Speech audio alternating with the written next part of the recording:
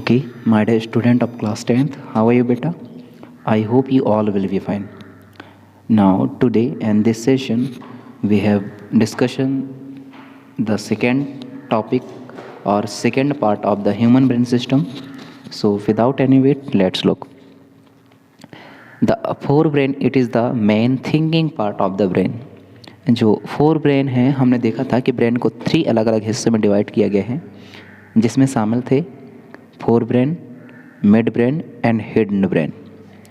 So in this session we have discussion the function of 3 major part of the brain and what is the function of it and those and what is the role in human beings.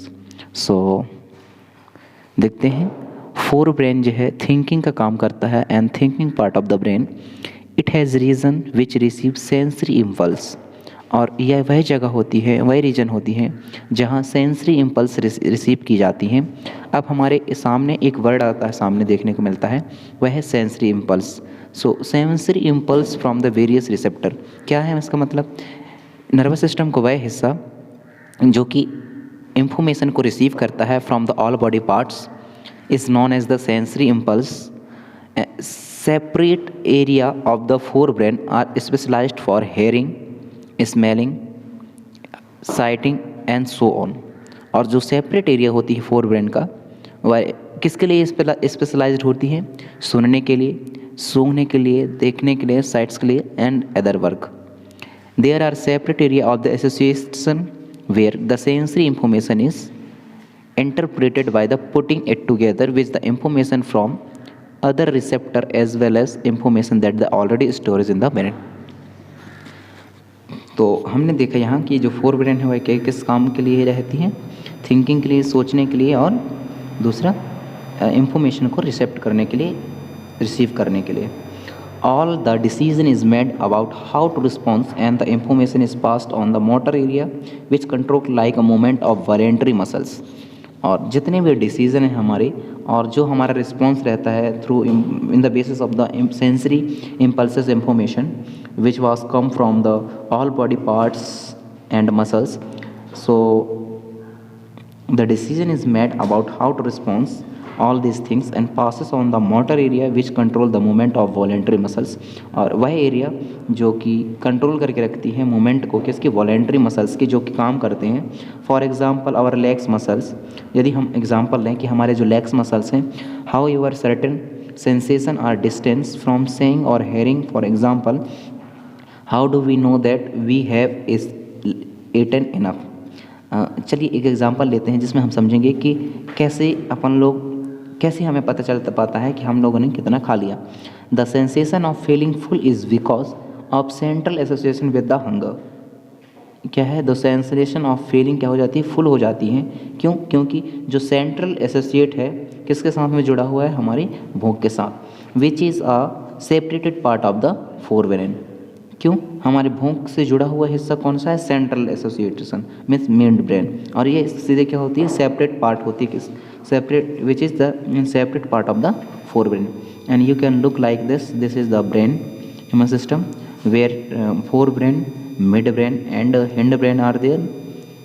Medulla of pons and cerebrums are all these things. Study the labeled diagram of the human brain. We have seen that different part of specific functions. Can we find out the function of each part? Let's look at the other uses of the word reflex that we have talking about in the introduction. Our mouth water when we see food we like without our meaning to. हमारे जो mouth है उसमें क्या आ जाते हैं बेटा? Water आ जाते हैं, स्लाइवा आ जाती हैं जब कभी भी हम खाने को देखते हैं. Our heart beat without our thinking about it. और जो हमारे हार्ट बीट है वह भी चलते रहते हैं बिना हमारे सोचे समझे. In fact we can not control these action easily by thinking about them. और कुछ ऐसे एक्शन हैं जिसको हम कंट्रोल नहीं कर सकते सोचने मात्र से. Even we if we wanted to. और यदि हम चाहें तब भी कंट्रोल नहीं कर पाएंगे. Do we have to think about और रिमेंबर टू ए ब्रीथ और digest food. Do we have think. क्या हम सोचते हैं सांस लेने के बारे में और कैसे हमारा खाना डाइजेस्ट होगा इसके बारे में। So in between the same simple reflex action like changes in the size of the pupil. और दूसरा, यदि हम रिफ्लेक्स एक्शन की बात करें तो जब हमारे प्यूपिल यानी कि आँखों के बीच का जो गोल सर्किल लाइक स्ट्रक्चर होती है, गोले से स्ट्रक्चर होता है, उसको प्यूपिल बोला जाता है, वह कब अपनी साइज़ में मूविंग करती हैं या कब अपनी साइज़ में इंक्रीज़ और डिक्रीज़ होती हैं इसके बारे में। And the thought out action such a moving a chair, there is another set of muscles movement over which we do not have any thinking control.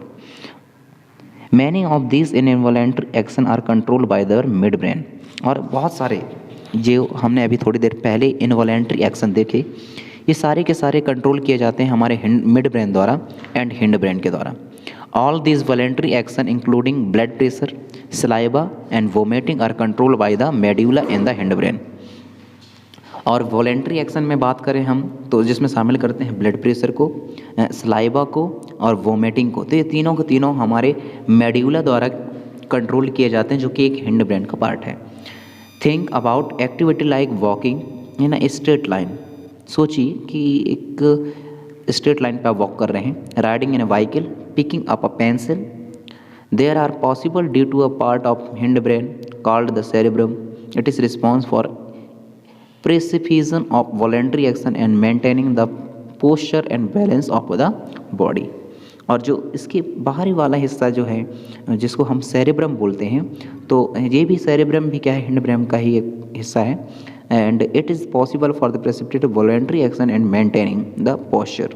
और ये क्या कर किसके लिए रिस्पॉन्सिबल है बेटा, वॉलेंट्री एक्शन जैसे मेंटेन करना पोस्चर को, बैलेंस करना अपनी बॉडी को। इमेजिन करिए what would happen if each of this event failed to take place if we were not thinking about it. क्या होगा आप सोचिए कि बहुत सारे इवेंट क्या हो जाए, फेल्ड हो जाएं जिसके बारे में हम नहीं सोचते। ओके, तो हमने ये ह्यूमन ब्रेन के बारे में कुछ चीज़ें पढ़ी जिसमें आप जो है यदि नोट्स बनाएंगे तो नोट्स बनाते टाइम आप इस तरीके से लिखेंगे कि ह्यूमन ब्रेन का सबसे पहले डायग्राम बनाना, ह्यूमन ब्रेन के डायग्राम बनाने के बाद उसके हर एक हिस्से को with nomenclature with the use of pencil आपको ड्रा करनी है अच्छे से। Then what is the function of fore brain, mid brain and hind brain, इनकी लाइनें आप लिखेंगे। और इसके क्लासेस में मैंने बता दिया था कहाँ से लेकर के कहाँ हिंड ब्रेन में लिखनी है, कहाँ से लेकर कहाँ तक फोर ब्रेन में लिखनी है और कहाँ से लेकर कहाँ तक मिड ब्रेन में लिखनी है। ओके, सो मिलते हैं नेक्स्ट वीडियो में। Thank you.